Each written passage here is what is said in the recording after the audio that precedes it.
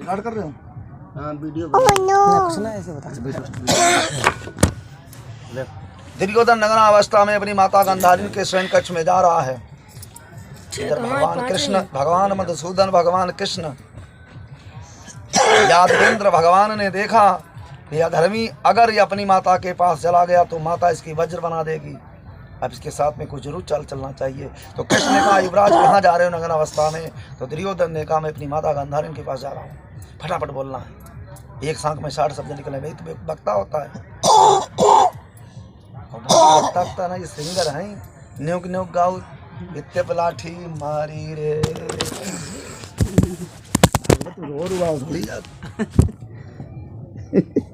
समझे जाना साहब कि मेरी माता गंधारी ने मुझे बताया है, मैं अपनी माँ के पास जा रहा हूँ। अरे युवराज अब तरुण हो गए हो, जवान न कहियो, तरुण हो चुका हो गए हो गुमराज, और माँ के पास नग्नावस्था में जा रहे हो, कुछ पहन लो। तो उसने कदली के पत्तों को लपेट लिया और माता के पास गया, और माता गांधारी ने जब अपनी आंखों की पट्टी खोली तो उसका पूरा शरीर वज्र हो गया। अब देखा बेटा तेरे कमर में क्या बंधा हुआ? कदली के पत्ते। तो पुत्र तेरी यहीं से कमी रह गई। ये रहस्य कृष्ण को मालूम है, किसी को नहीं मालूम। दुर्योधन लड़ते लड़ते जब थक गया तो एक सरोवर में उल्टा गया। दुर्योधन को जल स्तंभन की कला मालूम थी। दुर्योधन जाकर सरोवर में छपा है। इधर पांचों पांडवों में खुशी दौड़ी कि मैंने महाभारत जीत लिया। कृष्ण बोले नहीं पार्थ, अभी पापी तो जीवित है कहाँ? इस सरोवर में छिपा है। और दुर्योधन सरोवर में छिपा, लक्ष्मी चरण वंदना कर रही हैं दुर्योधन के। याद तुम लड़ने मत जाइए, कल तुम्हारे साथ भाई जीवित कर दूंगी और कल तुम्हें कोई मारने वाला नहीं। इधर भीम से कहा भीम ललकारिए, दुर्योधन क्षत्रिय है और ललकारोगे वो आएगा जरूर। भीम ने गदा को फटकारा तो दुर्योधन लड़ने आया। दुर्योधन ने कहा मैं अकेला बचा हूँ, आप 5 हो। युधिष्ठिर ने कहा 2 भाई हमारे ले लो, फिर युद्ध होना चाहिए। 3-3 हो जाएंगे। नहीं, अगर मैंने एक भी भाई तुम्हारा ले लिया तुम जीत नहीं पाओगे। अब मैं जीकर क्या करूंगा? मेरे 99 भाई की आत्मा कहेगा भैया दुर्योधन तुम हमको मरवाने के पश्चात तुम राज्य भोग रहे हो, अब मेरी मृत्यु ही निश्चित है। सेनापति सेनापति का युद्ध होना चाहिए। तो तुरंत भीम को सेनापति नियुक्त किया गया और भीम दुर्योधन का युद्ध ठड़ा। तो लड़ते लड़ते भीम जब युद्ध में बड़े थक गए तो कन्हैया ने याद कराया, हे भीम मजले भैया उठाओ अत्र सत्र, याद करो अपनी प्रतिज्ञा। तो भीम ने प्रतिज्ञा की दुर्योधन की जंगा तोड़ूंगा। जंगा पे प्रहार किया, दुर्योधन कुरुक्षेत्र में गिर गए। अब दुर्योधन चिल्ला रहा है, हाय मेरी मदद करो, हाय क्या हुआ? अधर्म कृष्ण, कृष्ण तुमने मेरे साथ अधर्म किया। कृष्ण ने कहा पापी तुझे धर्म की याद आ जाएगी? 7 महारथियों ने मिलकर अभिमन्यु को मारा, क्या धर्म था? सभा के बीच में पांचाली के वस्त्र हरण करना क्या धर्म था? लच्छा घर में आग लगवाना क्या धर्म था? जहर के लड्डू भीम को खिलाना क्या धर्म था? तुझे याद धर्म की याद आई? चले आए, पढ़ा है। तो उसी वक्त द्रोणपुत्र अश्वत्थामा आया। अश्वत्थामा कहता मित्र क्यों भयभीत हो रहे? वीर क्षत्रिय लड़ने से डरते नहीं, मृत्यु सन्मुख हो फिर भी मुकरते नहीं। राजा हो राजा बनकर अरे रहोगे यहाँ, वीर योद्धा ये लड़ने से डरते नहीं। चिंता मत करो, मैं 5 पांडवों के सर न काट के लाया, मैं द्रोण पुत्र रही। दुर्योधन हंसने लगा कि पिता द्रोणाचार्य कभी चक्रव्यूह में नहीं फंस पाए, तुम उनके सर काट के लाओगे। उसने प्रतिज्ञा ठानी अभी जाता हूँ। कन्हैया ने देखा इधर कृष्ण ने एक काल का रूप धारण करके अश्वत्थामा आ रहा है, तो 5 पांडवों को दक्षिण दिशा ले गए और पांचाली के 5 पुत्र, इनके नाम आज नहीं याद है। सुसेन सताने शर्मा जय ऐसे नाम है शायद। हाँ सताने, 5 पुत्र। प्रतिबिंब, हाँ प्रतिबिंब सुसेन सताने श्रुति शर्मा सताने प्रतिबिंब ऐसे नाम है जो। और पांचाली सो रही है। द्रौपदी के 5 बेटा थे। हाँ अच्छा, 5 पुत्र थे। एक पांडव। युधिष्ठिर के बेटा का नाम प्रतिबिंब था। अच्छा आते सबके अलग अलग 5? हाँ 5 अलग अलग थे। तो उसने मणि का प्रकाश किया, शिविर में गया, मणि का प्रकाश किया और जाकर पांचाली के 5 पुत्रों की जघन्य हत्या की, सर काट लिए, बांध लिए। आकर दुर्योधन के सामने डाल दिए कि दुर्योधन मेरे मित्र, मैंने पांचाली के 5 पतियों का संहार किया, पांचाली के 5 पतियों का संहार किया, पुत्र जान के नहीं मारोगे। तो उसने छुए हुए कच्चे घड़े इतना फूट गए।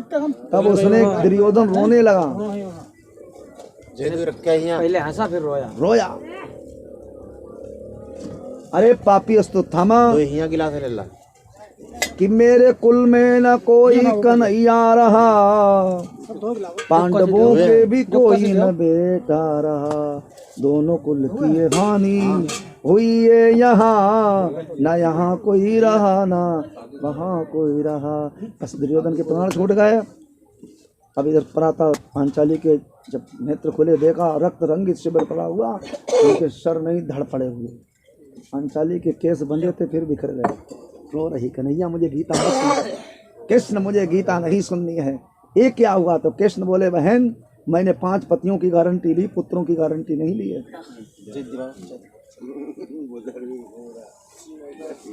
अगर ये 5 पुत्र तुम्हारे ना मारे जाते तो ये 5 पतियों का संहार होता। पुत्र प्रिय हैं कि पति प्रिय हैं? सुहाग की रक्षा की। काढ़ा है अच्छा अच्छा, कई पैकेट दे, कितने केक है? 35 रुपये। लाओ देखेंगे। उनका महाराज जी का दें गिलास और ले आजा, हम रखे आए हैं 35 रुपये पर 35 ले उन्हें। ये कमले नहीं, वो लाए हमका बीच में नहीं, उनका दोनों कमले कितने ले? नहीं, 35 रुपया पीस वो बेचते हैं वो। शंकर ले लो, जो पैसा एक दे दो, एक ले लीजिए, जरूरत पर यूँ लेनी तो वही दुकान है तुम्हारी। नहीं महाराज जी, ये सब हुई भेज जितने हैं महात्मा लोग मंगाई रहे, हम उतने हैं पैकेट मंगवाए हैं। अच्छा, हमारे लिए कई लाए? आप 4 ही कह रहे हो। 4? हाँ, नहीं वो जो एक भैया कह रहे हैं ना 4 ले आप ले, चलो दो हमें दे दो। रिकॉर्ड तो नहीं रोए ना, रिकॉर्ड होते बंद कर दो भाई। तो क्यों किधर है पैकेट पा लो।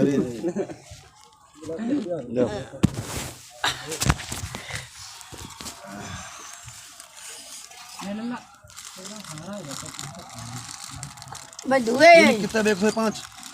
ये दुख सुख जाकर गांधारी से पूछो, जिनके 100 पुत्र शहीद हुए हैं, तुम्हारे तो 5 100 पुत्रों का दुख है। भीम ने कहा, कन्हैया कृष्ण को कर्त किया है, भूमंडल को मैं विनाश कर दूंगा। हमारे पुत्र सुरसेन को मारने वाला कौन? सुरसेन था, उसको मारने वाला कौन है? अर्जुन ने कहा, हमारा सतानीत कहाँ है? सतानीत नाम का सतानीत कहाँ? मैं गांडीव द्वारा प्रलय कर दूंगा। एक कुकर्त करने वाला अर्जुन कोई और नहीं, द्रोण पुत्र अश्वत्थामा है। जो रख रहा हूँ, द्रोण पुत्र अश्वत्थामा गांडीव संधान किया। सघन विपिन में, सघन जान सघन घने जंगल में, सघन विपिन में जाकर अश्वत्थामा को बाणों के अंदर बंदी बना के लाए, हाथ पीछे को बंधे हुए पांचाली के सम्मुख लाकर खड़े कर दिए। और कृष्ण ने कहा, बहन आज की न्यायाधीश तुम हो, जो चाहो इस पापी को सजा दे सकती हो। गांधारी ने अश्वत्थामा की ओर देखा, है द्रोण पुत्र है, फिर ब्राह्मण है, अस्त्र शस्त्र डाल दिए, क्षमा कर दिया। कहा, भैया नहीं मारूंगा। क्यों बहन क्यों? ने कहा, या देवी सर्वभूतेश दया रूपेण संस्था नमस्तस्य। नारी के अंदर दया होती है। जिन गुरु की कृपा से पति धनुर्धर हुए, सर को काटूं सोवाय देता नहीं, फिर भी ब्राह्मण है गुरु का पुत्र, ये न्याय धर्म ए मानो सुहाता नहीं। मुझको न्यायाधीश बनाया है, गुरु जी का पुत्र है, फिर ब्राह्मण है, और गुरुपुत्र की हत्या करना ये धर्म नहीं है, धर्म है। हमारे तो 5 पति अभी सन्मुख हैं, गुरु की कृपा से धनुर्धर करण दे रहे हैं, और उसके बदले में गुरुपुत्र की हत्या करना पाप है। छोड़ दिया। हंस तो था। भीम ने कहा, मैं नहीं छोड़ूंगा। उसकी मणि निकाल ली, मस्तिष्क की मणि, और मणि और चोटी काट ली, छोड़ दिया। अस्तु था माने का भीम, तुमने मुझे मारा भी नहीं और छोड़ा भी नहीं। अभी मैंने तुम्हारे वो पुत्र मारे जन्म ले चुके हैं, अब मैं उन पुत्रों की हत्या करूंगा जो माँ के पेट में है। बाण था। उत्तरा गर्भ से है। उसने ब्रह्मशीन बाण को संधान किया, उत्तरा के गर्भ में जाकर प्राप्त किया।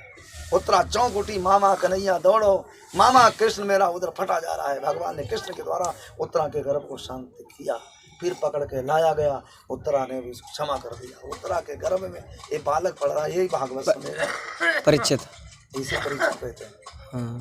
और ये जो व्यास जी हैं, ये मतलब ये कौन कास्ट कहते हैं? जी व्यास वंश तो है। नहीं, कास्ट पूछे जी।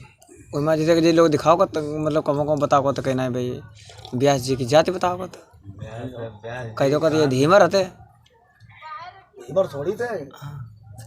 कह दो तो कहीं कहीं चाहे आई रोए चाहे पंडित हो कहीं इनको कोई होकना है गद्दी पे बैठी हुआ करो। उनकी अब मतभेद ना हो कुछ पारा घर वाली कहानी चलती है महाराज। व्यास की नहीं, श्री सुखदेव जी को हमें जन्म बताया वो कहीं मतलब तब और पूरा अबे सर्टिफिकेट बन जाएगी। भगवान शिव कथा अमर सुना रहा है और तोता सुन रहा है। अच्छा गुरु जी, बहुत लोग सवाल कर दो तो अमर कथा है का? राम कथा। हाँ, आप कौन सी अमर कथा सुनाई दी है? जो राम कथा। कहे तुम मर जाओ हम मर जाए, जब बनी रही। कहाँ लग रहे हो मतलब बोले पार्थिव अमर कथा सुनाई, कौन सी सुनाई अमर कथा? राम कथा। राम कथा सुनाई। शंकर जी राम कथा ही सुनते हैं। भोले बाबा कौन करे? भोलेनाथ। हाँ, भोलेनाथ, देवादेव, महादेव, चंद्रमौल, हमने कंट्रोल कर लेकिन अपने कबो निकल जाते उसे जुबान को रोको। बाबा माने उतने पोरा। अच्छा, बाबा हैं, हमने सुनाया था। जब बाबा हैं तो पार्वती माता का है, उन पर दाई कहो, दादी कहो। माता तुम बाबा तिरपेत करियो कहिए। त्रुटि होती है। शंकर जी ने गंगा जी कहाँ बैठा रही? अपने माथे शीश में। और ये गंगा जी शंकर जी की लिंग पर चढ़ाओ तो पुण्य की पाप।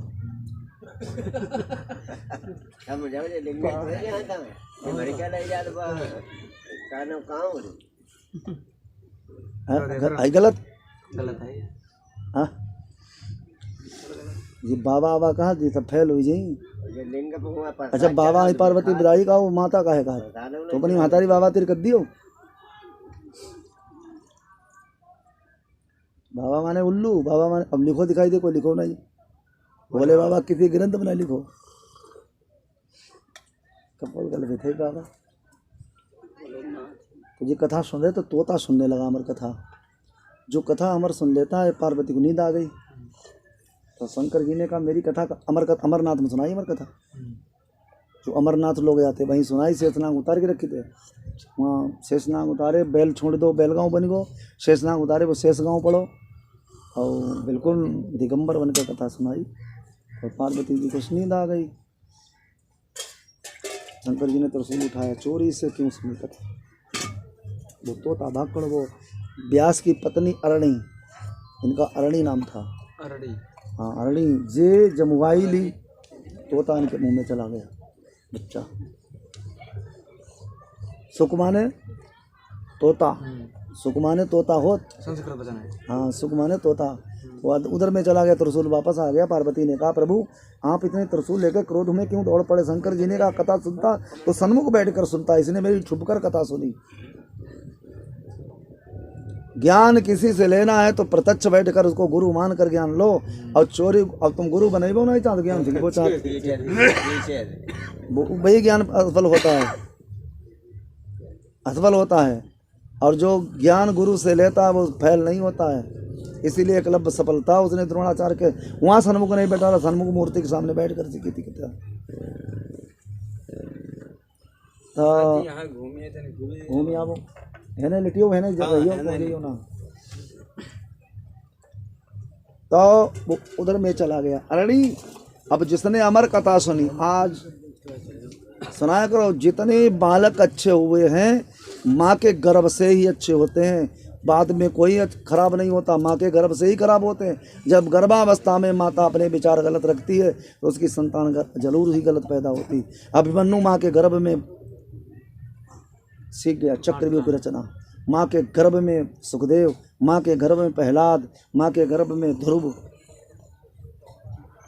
बाद विद्वान नैवे माँ के गर्भ में वैसव जी, तो गर्भ में वो जिक्र है। और व्यास जी भागवत महापुराण का, पुराणों का लेख लिख रहे, वेद व्यास जी ने महाभारत लिखा। ये 18 पुराण सबने नहीं लिखे, खाली वेद व्यास जी को केवल एक ही है, वेद व्यास जी का केवल है महाभारत, जो उन्होंने आंखों से देखा। कोई ग्रंथ नहीं लोका 18 पुराणों के ज्ञाता वेद व्यास, ऐसा नहीं है। व्यास जी का महाभारत है, वेद व्यास जी का एक ही, वेद व्यास जी का एक शास्त्र भी है। तो गर्भ में वही, उसी का नाम रखा गया देव, वही बना सुखदेव, व्यास पुत्र, व्यास जी के पिता पाराशर, पाराशर शंकर जी का स्वरूप।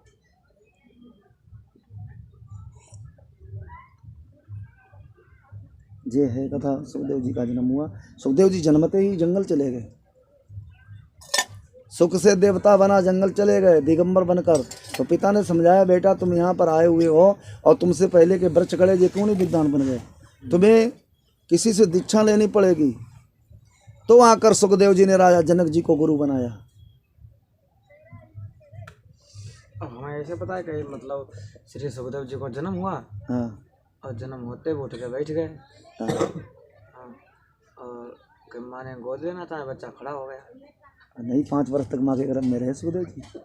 नहीं, जन्म होने के बाद। हाँ, जन्म ने जो माँ के गर्भ में रहे, सभी देवताओं ने स्थिति की। शंकर जी ने स्वयं का बेटा बाहर निकलिए, बाहर निकले, तो नारायण उन्होंने ने कहा कहा हमारे निकलो पिताजी पुत्र। कहाँ हैं? तो बताया कि वो नैमिष में 88,000 संतों के बीच में है। कि वो तुरंत सीधे नार विवाह कंधे पे डाल कर सीधे चले गए नैमिष में। अरे वो चले तो गए जंगल को। वहाँ व्यास मंच तैयार हुआ। हाँ, तब मतलब वहाँ ये शर्त थी, मतलब जो राजा परीक्षित को कथा सुनाकर अमर कर दे, वो कथा सुनाए। सुन तो जाओ, जो कथा ही डिलीट कर दो दिमाग से, कथा ही हम जो बताई फैल नहीं हुई, हम तुम्हें बताई फैल नहीं हुई। सुखदेव जी जंगल में गए, सुखदेव जी 12 वर्ष तक जंगल में रहे। 11 वर्ष की अवस्था में कथा सुनाई थी, 11 वर्ष की अवस्था थी जब कथा सुनाई। जंगल में गए, पिता ने समझाया, पुत्र तुमसे पहले के वृक्ष खड़े हैं यहाँ पर, पानी बरसता जल पीते हैं, धूप ताप गर्दी सर्दी गर्मी सहन करते हैं, लेकिन को ज्ञान नहीं हुआ, आत्म ज्ञान बिना नर भटके। तुम्हें गुरु बनाना पड़ेगा। लोग कहते गुरु है, गुरु बनाना पड़ेगा। फिर गुरु कौन ऐसा? सुखदेव ने जाकर राजा जनक जी से दीक्षा ली। हर्ष रोमा के पुत्र महाराज जनक जी विदेह, इनसे जाकर जनकपुर में दीक्षा ली। फिर जंगल में दिगंबर रहते थे। जब राजा परीक्षित को श्राप लगा, तब नीरज कथावाचक कहीं हमसे कथा सुनो, सुनाने की समृद्धि नहीं थी। तो व्यास जी ने आकर स्वयं कहा, ये राजन क्यों भटक रहे हो? सम्राट परीक्षित, राजा परीक्षित न कहो, सम्राट परीक्षित। अलग आचार्य सुखदेव जी का करे। आचार्य क्यों कहते हैं? जिनका आचरण बढ़िया है उनको आचार्य कहते हैं। खाली सुखदेव जाए नहीं, आचार्य सुखदेव जी। हाँ, वैसे कहा श्री सुखदेव जी, आचार्य सुखदेव जी का, श्री का हो ना, आचार्य सदगुरु सुखदेव, सदगुरु का हो, आचार्य का हो। तो राजा परीक्षित को बताया व्यास जी ने कि मेरा पुत्र कथा आपको सुनाएगा, जिनके अंदर मोह माया लोभ छल दंभ दोष कुछ नहीं, नर नारी का बोध भी नहीं। तो राजा सम्राट परीक्षित जाकर कदली वन में रहते थे, स्तुति की, पुनः बार बार वेद मंत्रों की स्तुति की कि महाराज अब मेरा समय कम है, हमारा उद्धार करने के लिए हमें अमृत कथा सुनाइए। स्तुति की, लेकिन आचार्य सुखदेव ने कुछ नहीं सुना। जब बहुत संत गए, उन्होंने वेदवाणी सुनाई तो उनके नेत्र खुले। याचक बनकर राजा परीक्षित ने जब याचना बहुत की तो कहा, राजन तुम याचक बनकर आए हो, अब मैं तुम्हें अवश्य ही कथा का अमृत पान कराऊंगा। कहाँ ले गए? हरिद्वार। नेमिष न चक्कर में पड़ियो, नैमिष दिखाओ। पकड़ जाओगे। नेमिष सूत जी ने सुनाई, हाँ, फिर वो सौनक आदि ऋषि। हस्तिनापुर से चले नैमिष में पहुंचे। भागवत में यहाँ लाए ना, इन्हें में दिखाते हैं।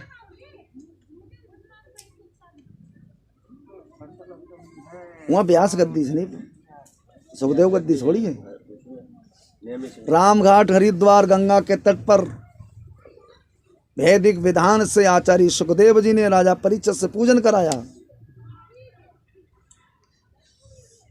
और याचक बनकर स्फटिक काच शिला पर बैठकर रामघाट हरिद्वार। अब वही हम आखिर देखी सुना मैं तो। याचक माने कौन? याचक माने भिखारी, अच्छा, भिखारी। भिखारी बन के सुनी। राजा परीक्षित का बहुत बड़ा महल था। सम्राट परीक्षित की हस्तिनापुर में बहुत बड़ी राजगद्दी थी, वहां सुन सकते थे। सम्राट थे परीक्षित हस्तिनापुर के। ये नेमी से नहा है कर्म पड़े। और ये राजा जनक जो हैं, जे इन मतलब राजा जनक दो भैया हैं 10 ना, इनके नाम है कहीं मतलब विदेह मिथिलेश। तो बताओ कि इनको असली नाम सीरध्वज जनक का। सिरध्वज कुशध्वज, सीरध्वज कुशध्वज दोनों भैया भैया। सिरध्वज कुशध्वज राजा जनक का ही नाम। दूसरे भाई सिरध्वज थे, कुशध्वज इनका नाम था, मिथिलेश इनका नाम, विदेह इनका नाम। अब बताओ तो करेगा इनकी माँ है नहीं? माँ है? माँ इनकी ना है। शरीर से मंथन किया गया तब मिथिलेश बने। हर्षरोमा के पुत्र। इतना मेरी कथा स्टार्टिंग था, बड़ी गलत है यही। गलत जगह बैठे, अपने नेट पर निकालिए। राजा परीक्षित इतने में सब कुछ बन जाएगा। नेट पे निकालिए। राजा परीक्षित ने कथा कहाँ सुनाई? अब लिखे ही हमने ग्रंथ इतने पढ़े कुछ कहीं जाए।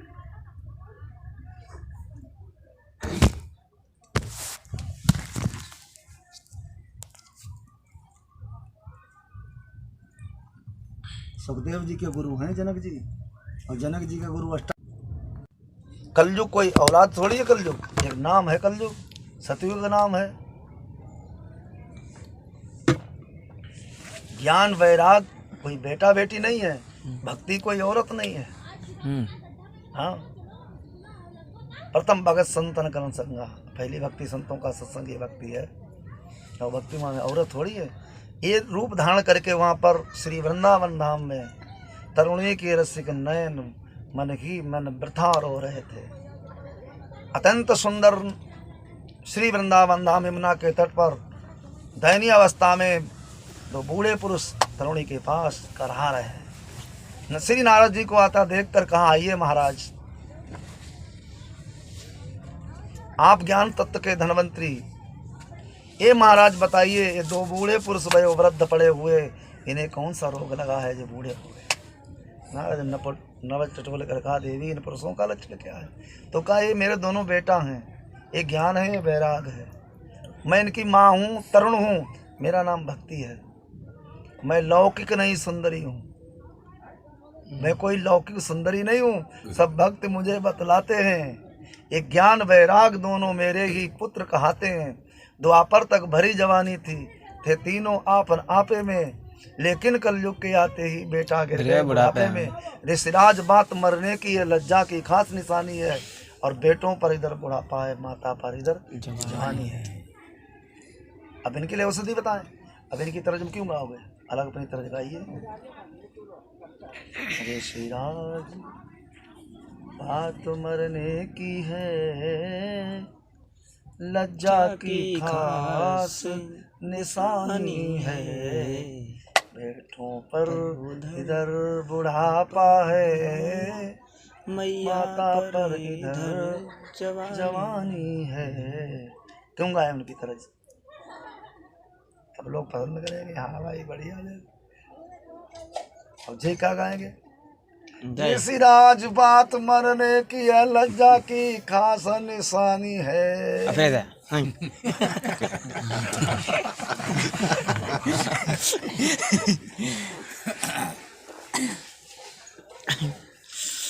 भाई अपने भाषा पर जाइए भाई आधार यही तुरंग फिर भाई कल्याण तुरंग जाता है आधार। नारद जी त्रिभुवन में भ्रमण किया, मिल गए सनकादिक ऋषि, सनक सनंदन सनत कुमार सनकादिक। भयभीत नारद को देखा कि भैया आप बड़े अधीर कहाँ विचरण कर रहे हो, पूरी बिता देव ऋषि नारद ने कहा। तो उनने कहा कि माता से कहना भक्ति से, जाकर कहना उस भक्ति से, मैं न दुनिया दारी पे, ज्ञान वैराग की चर्चा ही नहीं, आफत है भक्ति बिचारी पे। अब कहना जाकर उस भक्ति से कि अब कलयुग आ गया है, अब भक्ति और ज्ञान वैराग की चर्चा ही नहीं होगी। पेट देव की चिंता में हरि पूजा का अवकाश कहाँ, अन्न देव की चिंता पर परमेश्वर पर विश्वास कहाँ। हर आदमी को चलो गंगा जी पर आओ, ज्ञान की कथा सुनो, तुम्हारा कल्याण। कि भैया सती नहीं गैया रखाओ। सही कहा। हर आदमी पेट भरने की जुगाड़ में घूम, इसीलिए दुखी। आत्म ज्ञान बिना नर भटके, क्या मथुरा का काशी। कहीं झोला टांगे टंगे घूमो, नीरो बाबा घूमो, दूध कुंतल गांजा बांधे। बाजे तरी जाई, अपनी बुढ़िया मरी गई, दूसरे बुढ़िया कब्जा करे बैठे मेला। क्या ज्ञान वैराग है? कि हजारों में एक संत होगा, हजारों में एक संत होगा। केवल जी का नाम जब जैसे श्री सुखदेव जी को जन्म हुआ, इसके बाद में भक्ति ज्ञान कथा स्टार्ट। हाँ, ज्ञान वैराग की कथा होगी। ज्ञान वैराग के बाद में गोकर्ण धुंधकारी की होगी। हाँ, फिर सनकादिक उत्पत्ति, अवतार, हेणा कश्यप कथा, फिर ध्रुव प्रहलाद, ध्रुव किया जाएगी। फिर गजेंद्र मोक्ष की कथा, समुद्र मंथन की कथा, राजा हरिचंद्र की कथा, नवम स्कंद में राजा हरिचंद्र की कथा, अष्टम स्कंद की कथा राजा बलि की, दसम स्कंद में आती भगवान कृष्ण की, रामचरितमानस नवम है, नवम स्कंद में रामायण है, हरिचंदन भी। अच्छा क्या गुरु जी एक बात और बता, ये जैसे रामचरितमानस हम तो इन लोगों से होके सुनता रहा था, वही से हम गाँव का तो पीछे पीछे जैसे राम जैसे जो दशरथ के जैसे औरतें बताओ करती जैसे 3 तो जो हैं मतलब, हाँ बेटा 4, तो कहते बेटा 4 कैसे हो गए, और आखिर कमों कम 7 बता दोगे तो दशरथ के बेटा राम 7 भैया, किसके बेटा राम 7 भैया, राम है सब भैया 760 का महारानी हरिजात की भाई महाराज दशरथ, पूरा निषाद वंश इनको है। हाँ पूरा निषाद वंश, जटायु इनका भाई, केवट इनका भाई, भविष्य इनका भाई, तुम इनके भाई। नहीं ऐसे बताओ कि जैसे जब महाराज दशरथ ने उत्कृष्ट यज्ञ किया तो उसके बाद में उस हवन की जो वो खीर थी प्रसाद के रूप में दी 3 रानियों को, तो बोले 3 रानियों को बराबर बराबर दे दी, और जो सुमित्रा को दे हुए थे तो उसकी जो खीर थी वो चील झपट ले गई, तो उसे जटायु संपाती है। नहीं, गंधमादों पर तपस्या करती अंजना, उनको खीर का भाग मिला, उसे वीर हनुमान। तो फिर भैया आ गए, और हनुमान भाई तो हैं।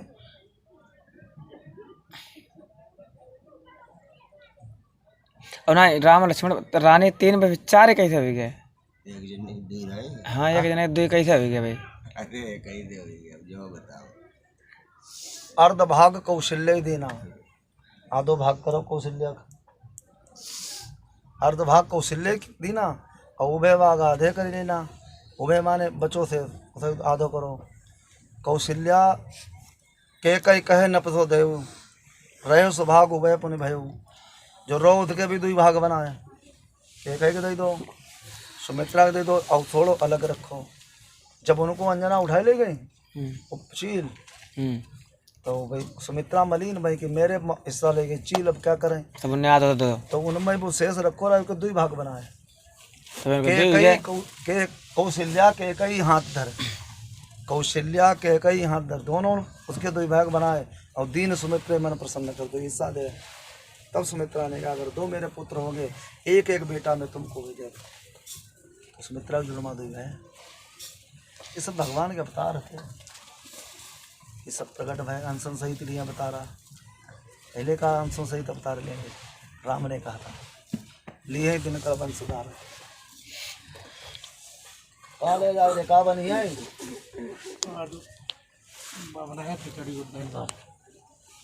क्यों खिचड़ी तो खाइए? अरे मिर्चा अचार अरे बनाओ, मौसम खराब हो बनावा जाए। ये भट्टी निकाल लेते, भट्टी बना लो इधर ही। पूरा 50 तो गया बंदे।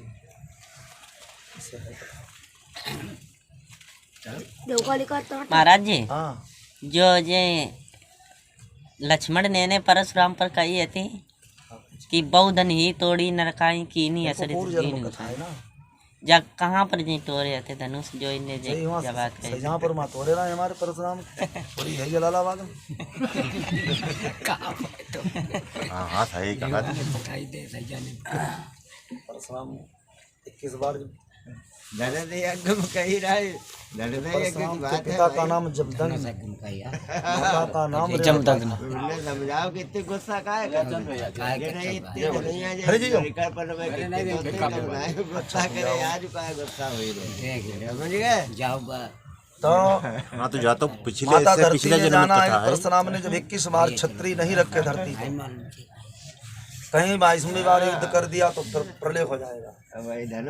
तब शेष नाग से का शेष पृथ्वी पर पापी बढ़ जाएंगे जब छत्री नहीं रहेंगे। बेटा बनकर चलिए परशुराम के यहाँ, तो ले गई रेणुका, ले गई धरती माँ परशुराम के आश्रम पर। याचना की महाराज मैं आपके आश्रम पे रुकना चाहती हूँ। रुकिए माता, उन्हें बेटा नटखट है छोटा वाला। परशुराम ने कहा 3 अपराध क्षमा करूँगा। रहने लगे। परशुराम कुंभ के मेला में चले गए। कहा माता सही बेटा भी सही चल रहा है। जब परशुराम नहीं थे तो माता पृथ्वी निकास से जी से धनुष तोड़ डालो, सब तोड़ डालो और चूरा बना दिए। तब परशुराम ने कहा सर काट लूँगा। माता ने कहा 3 अपराध क्षमा के। हमने कहा था महाराज पहला अपराध वही शेषनाग है और सजापुर मत हो रहा है। उठाए ले जाएगा तो टुकड़ा तुम ये कहाँ बजाओ करे जी कुछ ना, ये लड़का मत नहीं रहा थे ये पीछे मड़िया पर इनकी तुम्हारे पीछे कथा कहिया कितने बड़े रहो। कौन हाँ हम तो 5 साल का जाने के काम थे जब इनके काम हम 5 साल कर गया। अब ये फिर वही मांगी बात। ब्रिजनंदन का दो इनके गाँव ब्रिजनंदन का जो आप जानते हो, इनके पापा एक है नहीं रहा था, रोज पंडल में बैठा रहा एक पीछे।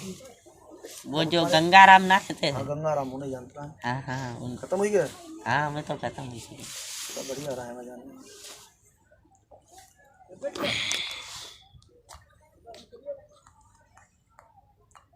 जहाँ भी पूछी पूछो तुरंत कर देगी।